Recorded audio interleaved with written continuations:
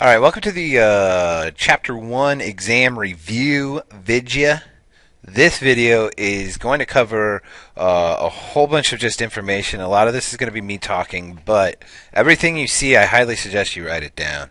And I'm going to do 3 or 4 practice problems, and then I will see you for the block day review session. Now, notice there are 6 big ideas. These topics are the 6 topics that we are going to mainly cover. I forgot one other topic that I want to cover, so let's cover that one first. The first topic I want to cover and make sure that we know and know well is the idea of domain and range. No, that's a squiggly bracket. How about range as in your y values? So these are your y values. And the domain is indeed your x values. Again, we put those numbers in the brackets. Just list the numbers you see in the domain. For the range, you just list the numbers you see for the range. That's all we need to do for those. Now, it's going to ask, is this a function? Well, this isn't a function, but you're going to get questions. Is this relationship? We need to be able to answer this question. So, the quick and easy way of knowing if it's a function, does one domain value go to 2 range values? So if I had a -1, and my domain, then I do not have a function. That's a no. So if x values repeat themselves in your domain, then it is not a function. Otherwise, I would answer yes, this is a function. All right. The other topics I want to cover. Order of operations. Do you know PEMDAS? Make sure you know and understand the order of operations. Can you plug a number into a formula and solve it following PEMDAS? If you have questions about these problems, come see me. I'll give you some examples. Properties of real numbers. This is your associative, commutative, identity properties of multiplication and addition. Make sure you know your addition and multiplication properties.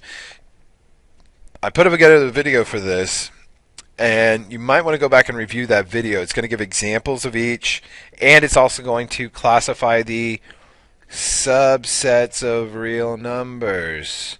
Again, the subsets of real numbers, you have real numbers, you have rational numbers, we have integers, we have whole numbers, and natural numbers. We also have a category of real numbers called irrational numbers. So these are kind of over by themselves. Note, natural numbers go inside whole numbers, which go inside integers, which go inside rational, which go inside real. So if it's a whole number, it's also an integer, rational, and real. If it's a natural number, like 12, then it's also a whole number, it's also an integer, it's also rational, and it's also real. Make sure you can combine like terms. I'm going to see an example of that here in just a minute. We're also going to solve an inequality. And we're going to do an absolute value inequality and an absolute value equation. So these topics are highlighted here. I'm going to do problems of the last 3. And other than that, make sure you review this topic list. I would have written this down here. Let me erase this just so you can see. This topic list, along with domain, range, and functions. So domain, range, and functions, along with these main topics, you should be good on this exam. Alright, so solving a problem like this, the first thing we want to do is we need to distribute the -3 and the 2. The -3 going to everybody, I get -3a plus 9. The 2 going to these guys, it gives me a positive 6a minus 4. That's equal to 14. Now, combine like terms. Here I have a term with an a, and here I have a term with an a. 6a minus 3a is 3a. 9 minus 4 is a positive 5, and that's equal to 14. Subtract 5 from both sides. We're left with 3a equals 9. Oh, buddy. A equals 3. That is my answer. Not bad. Okay. Here I have 4 times the absolute value of a minus 6 equals 16. So let's divide by 4 first. And we're left with the absolute value of a minus... Oh, my a's are terrible. That looks like 9. The absolute value of a minus 6 equals 4. Now again, distance away from 0 is 4. Now, on a number line, I hope you guys are sick of me writing these number lines down, yeah. Here we go. So on my number line, here are my arrows. They're real bad. Okay, here's 0. Now, in both directions, let's count out 4 units. 1, 2, 3. Here we are at negative 4. And here we are at 4. Negative 4 and 4. These are my 2 distances away from 0. So I could either be this, or I could be that. A minus 6 equals negative 4, or a minus 6 equals 4. Those are my distances away from 0. Both of these are 4 units away from 0. So, setting up 2 equations now, I get a minus 6 equals negative 4. And I get a minus 6 equals a positive 4. Now I can add 6 here. And I get a equals 2. Let me add 6 here. And I get a equals 10. My answers are 2 and 10. These are my solutions. Now I use these brackets because it's a solution set. I have more than one solution. However, that's not completely necessary. We can say a equals 2 and a equals 10. We can say 2 and 10. That's fine. Okay, now here we have an absolute value inequality. First, before we do anything, just like we saw in this last one, we had to isolate the absolute value first. Once we have absolute value equals a number or absolute value less than or equal to a number, again, I don't care if it's an equality or inequality, isolate the absolute value first. Hint, diddity, hint, hint, hint. You better isolate the absolute value first. What do you bet that's going to be an exam problem? I just got done writing the exam, so I would know. Alright, so isolating the absolute value first, before I do anything else, I'm going to take 6 away.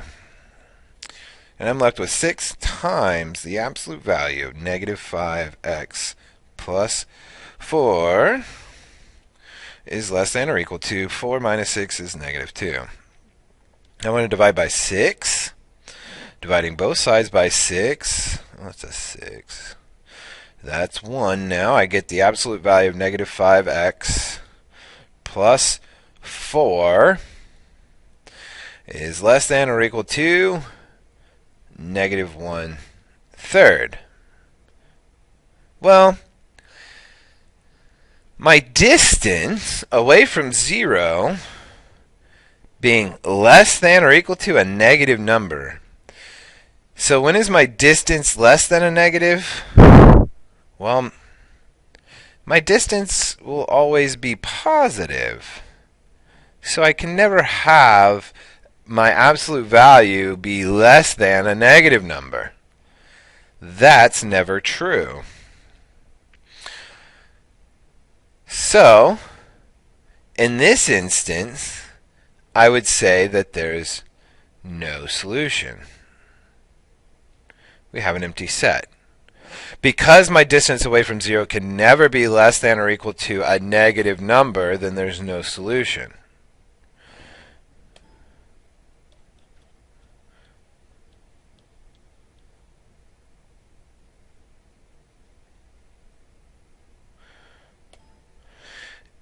If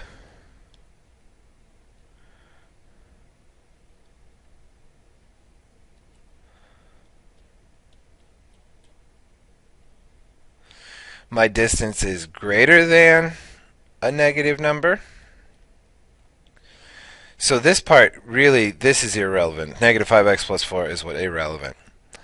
But notice how I talked about this is no solution, right? My distance is never less than a negative number. That's never true. But let's ask this question here. When is my distance away from 0 bigger than a negative number?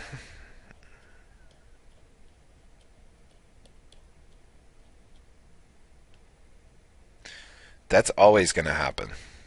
Whoa.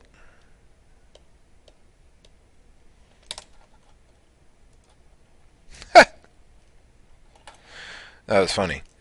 Sorry about that. So take note. If my distance is less than or equal to a negative number, there's never going to be a solution. Or just strictly less than a negative number. My distance can never be less than negative because it can't be negative to begin with. However, whenever my distance away from 0 is bigger than a negative number, that will always be the case because distance is positive. So it doesn't matter what number I put in here, it's going to be bigger than a negative number. So my distance away from 0 is always bigger than a negative number. I hope you caught on to that. It's a big hint, by the way. I gave you two big hints. Wow. If you watch this video, you should be able to do 2 of these problems no issue whatsoever. Hope you watch the video.